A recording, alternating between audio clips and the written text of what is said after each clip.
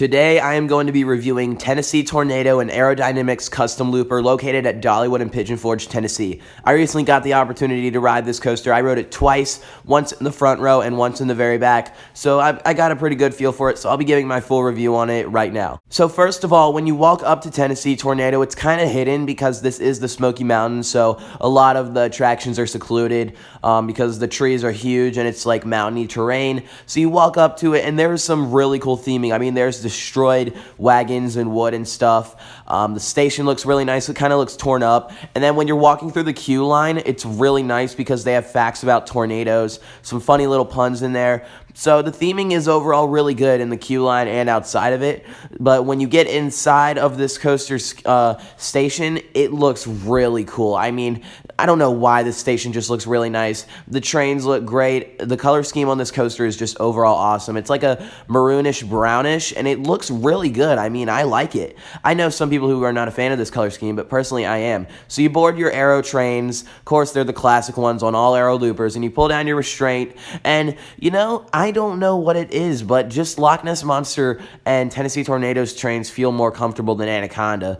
Anaconda's trains were just kind of headbangy, but it's all good. Anyway, you start your ascent, you go out of the station, and you take a little turn to the left before going into this kind of pre-station area where you can kind of see some, like, a bunch of crap. I don't even know what it is. It looks like theming, but I'm pretty sure it's not. It's just another shed that you go through. And then you're going to take another dip, take a right turn, and start up the lift hill. And this lift hill is loud and long. I mean, it is a pretty big coaster. This coaster is massive. I believe it is about 120 feet or something to get to the top. And then you're going to start going down, but it's a pre-drop. And if you're in any row, you're going to take a forceful turn to the right. I mean, it's more forceful than I expected it to be. And after this, you're going to go into one of my favorite parts of the ride, which is the drop. And it goes into a part of the mountain. Like, the terrain interaction with this coaster is phenomenal. Now, here's the thing. One thing I don't agree with is everyone talks about how this coaster is buttery smooth, like extremely smooth. Like, some people have even considered it the smoothest steel coaster they've ever ridden. I honestly don't agree. I mean, okay, here's the thing. The track profiling is great. The track is really, really smooth. It is so buttery. You don't feel like any body shaking at all. But I did bang my head a few moments. Like, it wasn't hard banging. It was average, so it didn't hurt or anything. I wasn't bothered by it at all. But it's just something I kind of noticed out, which makes me wonder, well, I don't exactly see why people call this the smoothest ride they've ever ridden, but I could see it being one of the smoothest. It's one of the smoothest steel coasters I've ridden into it, just something to point out. Anyway, after this, you're going to go straight up into your first vertical loop, which, let me tell you, if you're in the back row, the hang time is just crazy. Like, you're just holding up there for a little bit because of how large this loop is, and then you just get whipped over. I mean, you feel the G-force pull you. It's crazy how much force is put into this coaster. After this, you're going to take a kind of a iconic turn to the right and go through your two final inversions, which is another loop, which this loop is my favorite part of the ride, only if you're in the back row, because it is so forceful. It hauls you straight over it, and it's absolutely crazy. Then you're going to go up into an Immelman, which is pretty good. It's a whippy element.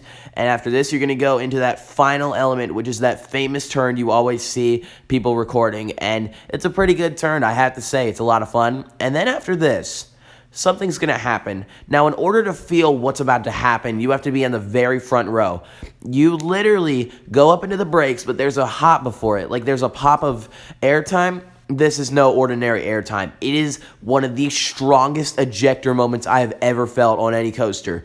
You jolt out of your seat so hard when you're popping up into the brakes because of how fast it's going.